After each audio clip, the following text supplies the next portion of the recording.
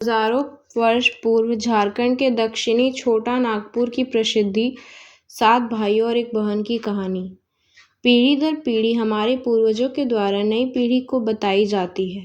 इस कड़ी में हमारे बुजुर्गों द्वारा यह कहानी मैं भी सुनता आ रहा हूँ, जिसके अवशेष आज भी छोटा नागपुर की धरती पर मौजूद है, जो झारखंड राज्य के रांची जिले में स्थित बुढ़मू प्रखंड के गिंजो ठाकुर गांव नामक गांव में बिंदु टोगरी के नाम से काफ़ी प्रसिद्ध है।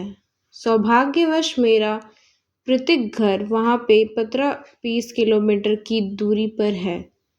मुझे जब पता चला कि मेरी दादी और दादाजी जिस कहानी को सुनाया करते थे उसके अवशेष आज भी मौजूद हैं, तब से मुझे उस स्थल में जाने की तीव्र लालसा होने लगी थी।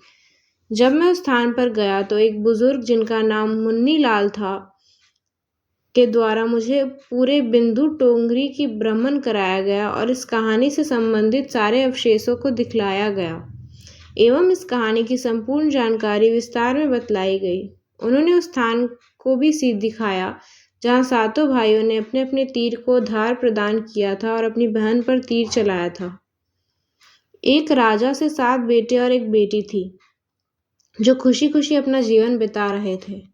7 भाई बहनों में इकलौती छोटी बहन बहुत ही शांत स्वभाव, आज्ञाकारी एवं संस्कारी थी। उनमें सबसे बड़ा भाई का विवाह हो चुका था। सातों भाई में सबसे छोटा भाई एक आंख से अंधा था।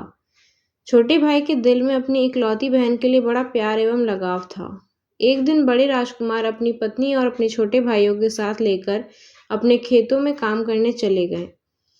चूंकि उस जमाने में खेती बाड़ी आपसी सहयोग से हुआ करते थे, सभी लोग खेतों में काम करने जाने से पहले अपनी छोटी बहन को खाना बनाने का आदेश देकर घर से निकलते हैं।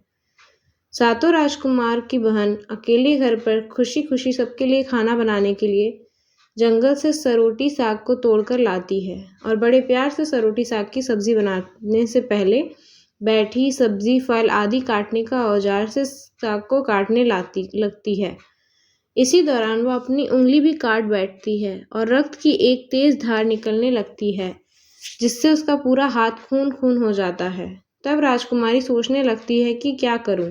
अगर घर के दीवार में खून को पोंछूंगी तो भैया लोग देख लेंगे और चिंता करेंगे, और यदि अपने कपड़ों में पोंछूंगी तो भाभी खून लगा कपड़ा देखकर महावरी समझ खाना नहीं खाएंगी। राजकुमारी इस डर से सब्जी पकाने वाले छाता साग में सारा खून को पोंछकर खून के बहाने से रोकती है। फिर इसी खून लगे साग को सब्जी बनाती है।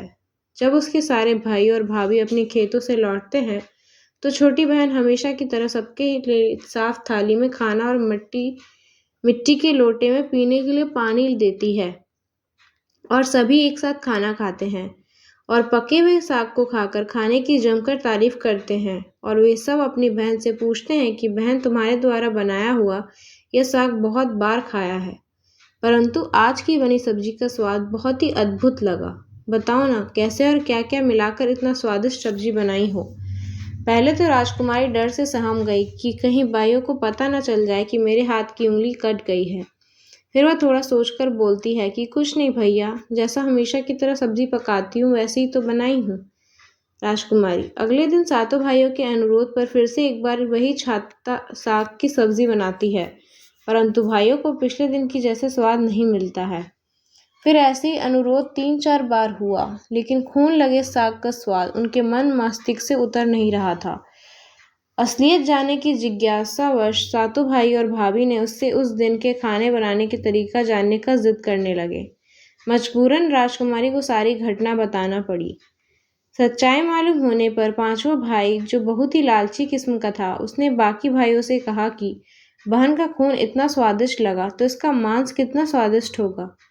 यह बोलकर सभी भाइयों के बीच चर्चा करने लगता है। सबसे छोटे भाई को छोड़कर बाकी भाइयों ने राजकुमारी को मारकर उसका मांस खाने को राजी हो गए थे। मांस खाने की सोचकर उन सभी के मुंह से लाल टपकने लगे थे।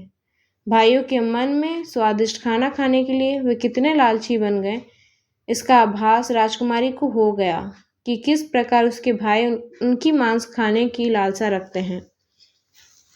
एक दिन सातों भाई शिकार खेलने के बहाने राजकुमारी को लेकर घने जंगल में लेकर जाते हैं, जहां पूर्व से निर्मित 4 केंद्र के वृक्षों पर बने मचान के नीचे पहुंचते हैं, जिस पर अपनी बहन को यह झूठ बोलकर चढ़ने के लिए बोलते हैं कि इस मचान पर जंगली जानवर तुम पर हमला नहीं कर सकेंगे। इस प्रकार सातों भाई अपनी बहन को मचान पर बैठाकर अपना अपना धनुष लेकर शिकार करने का ढोंग करके चले जाते हैं। तब राजकुमारी को पूरा आभास हो चुका था कि आज उसका आखिरी दिन है, लेकिन वह चाहती थी कि उनके भाइयों की इच्छा पूर्ण हो, इसलिए भी वह मचान से जाकर बैठ जाती है।